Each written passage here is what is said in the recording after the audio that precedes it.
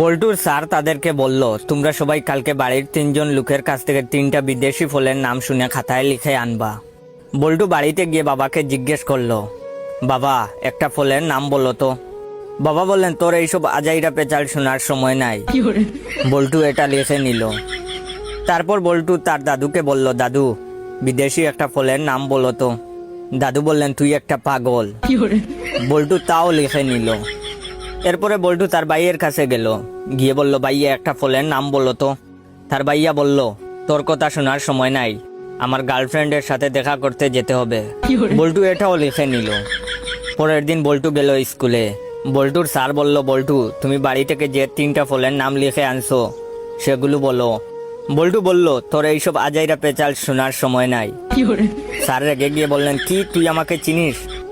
বল্টু বলল, তুই একটা পাগল। স্যার বললেন, কি? চল তোরে প্রিন্সিপালের কাছে নিয়ে যাব। তখন বল্টু বলল, তোর কথা শোনার সময় নাই, আমার এখন আমার গার্লফ্রেন্ডের সাথে দেখা করতে যেতে হবে।